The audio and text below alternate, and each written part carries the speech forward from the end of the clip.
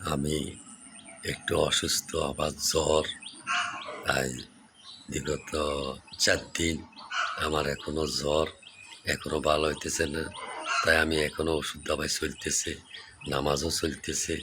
আপনারা দোয়া করবেন আমি যেন ৫ ওয়াক্ত নামাজ পড়তে পারি।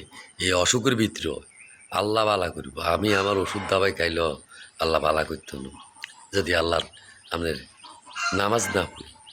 আল্লাহ আমাদেরকে সৃষ্টি করছে ৫ ওয়াক্ত নামাজ পড়ার জন্য। আমরা যদি নামাজ না পড়ি, তাহলে আল্লাহ আমাদেরকে ক্ষমা করব না। এ দুনিয়াতে সৃষ্টি করছে আল্লাহ আমাদেরকে নামাজ, হজ, রোজা, তালিম সব কিছু করার জন্যই আল্লাহ আমাদেরকে এ দুনিয়াতে পাঠাইছে। আপনারা নামাজ পড়েন, অপরকেও পড়ান, ঘরের সকলকে নামাজের দাওয়াত দেন, সকলকে নিয়ে নামাজ পড়েন, সকলকে সূরা কেরাতগুলো সুন্দর মতন বুঝাই দেন। তাহলে ইনশাআল্লাহ ভালো হবে সবার জন্য।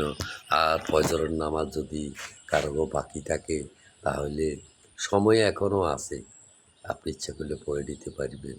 আপনি নামাজ পড়েন, আল্লাহকে ডাকেন, আমরা চলে যাব, দুনিয়ায় ছাড়ি চলে যাব, আর মিশা দুনিয়াতে ফিরে আসতাম না। কোটি টাকা দিবেন, বলা মিশা দুনিয়া তাহলে 5 দিনের জন্য যাব, আপনার ওই সুযোগ নাই।